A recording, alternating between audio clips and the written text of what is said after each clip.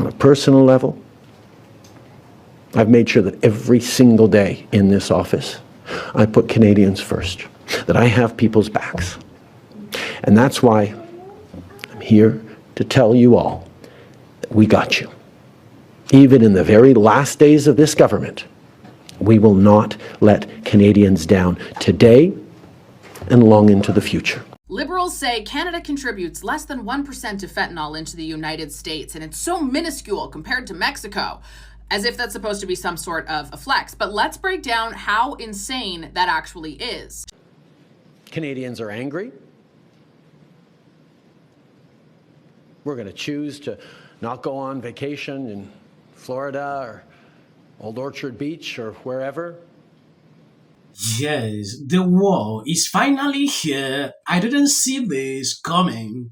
Trudeau took a decision like they won't respect what they agreed last month. I don't know if you've seen this. This is a trade war like you saw at the beginning of this video.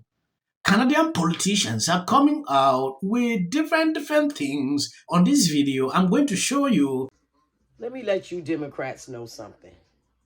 Because y'all show your ignorance, you show your stupidity, you show so much division when it comes to America. Y'all are the weakest link. You sit there and you let people brainwash you over and over. You let them use propaganda to get you so much emotion that you can't even focus on what's real and what's not. Okay? They manipulate you so hard where you can't even think about the real things that's going on around you. It's sad. It is so sad. Y'all are so weak. And it shows. It really shows. Y'all sitting here talking about pro-Ukraine and pro-Mexico and pro-Canada. No, you're supposed to be pro-America. See how brainwashed you are? You don't live in those countries, but you want to be pro them and you live right here. Something is really wrong. They destroyed y'all. I'm just letting y'all know, y'all are the weakest link to America. And you could call me all the names in the world. I do not care. Just don't call me a damn Democrat. Please don't call me a Democrat. Canadian Doug says Americans will feel the pain like they have never felt before. Bro, your country is about to get smacked with 25% tariff while begging us to buy you a maple syrup. Enjoy the pain, charm. That is according to the person who posted this video. I have seen them on CNN. In fact, all the mainstream media is reporting this now. What I see is just blabbing. Last time they agree with Trump, like they are going to secure the border, they are going to do this. Trump said, okay, no tariffs. Let's see what you can do. Till they, it's like Trump has not seen them doing what they promised. So you can understand the frustration. Trump had to just make it clear the tariffs begin. Liberals say Canada contributes less than 1% of fentanyl into the United States, and it's so minuscule compared to Mexico, as if that's supposed to be some sort of a flex. But let's break down how insane that actually is. Sure, less than 1% doesn't sound like a lot. It sounds very minuscule, which is exactly why they are wording it like that. But let's put it into some context, okay? You want to just do the math on what 43 pounds of the product could equal in terms of lethal doses. It's around 9 million people, give or take. So could you imagine how different the story would be if the media told it with the context saying, yeah, well, Canada, it only attributes for, what could possibly lethally dose 9 million Americans. Trump's totally overreacting. Where is one of the top places that fentanyl comes from? China. Guess who's not checking shipping containers coming from China going into the US? Canada. An average is roughly about 0.5 to 1% of containers actually get checked. Critical thinking is very important, and I know that they've done a very good job of trying to ensure that you don't have it. The 1% number is 1% seized, which means that there's Likely, far more than that, slipping through the cracks. And if 1% seized can attribute for the loss of life for around 9 million people, just imagine how much more there actually is coming into the US from Canada because we do not check our containers because we want to save money.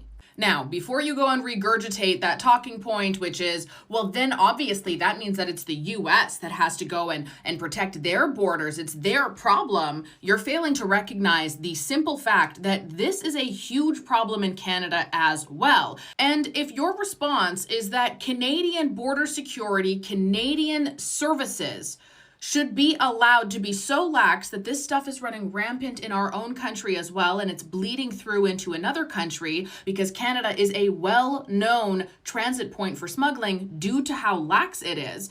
A weak Canada and US border helps criminals on both sides.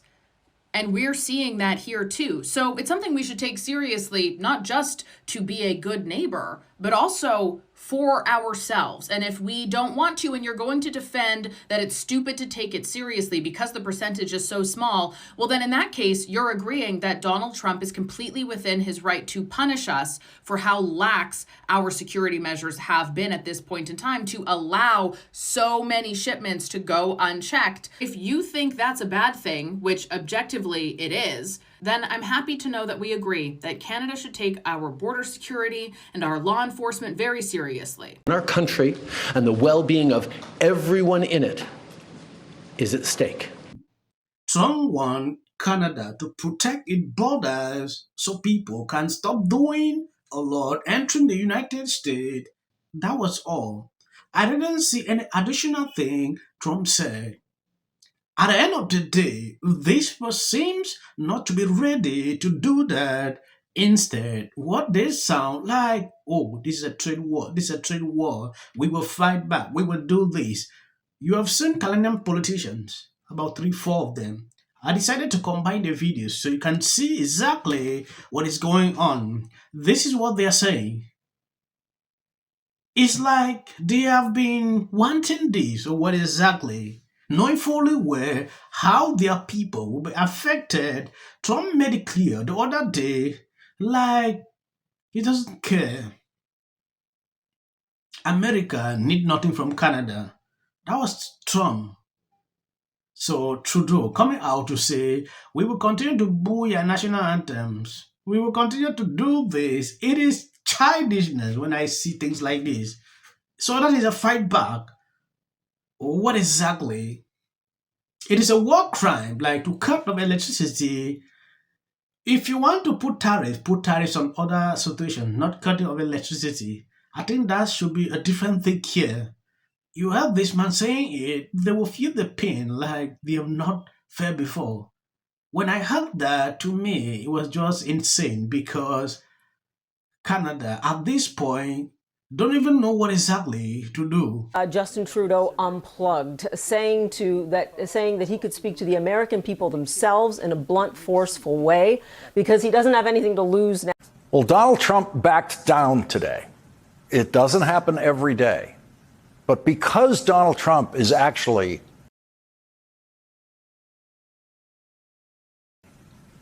The United States launched a trade war against Canada, their closest partner and ally, their closest friend. the United States-Mexico-Canada agreement and signed it, as did Justin Trudeau and President of Mexico. Donald Trump said then it's the great... You hear that number 2 is George Washington. Thank you guys for always being there, sharing out my videos. God bless you abundantly. If you see clips after this, that is just for the YouTube algorithm.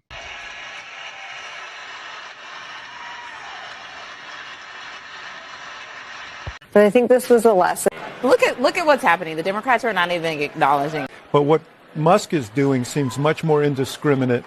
People like a party and elect it because they can't. He talked about. I know. Wait a second. I'd heard this. I'd not heard the story. I'll be honest. I don't think this network makes any other programming. So we can do whatever we want as long as we wrap before the new season of South. Watch this moment where, of course, when we talk about go there. What's up, my brother? So because of Trump, it is insane.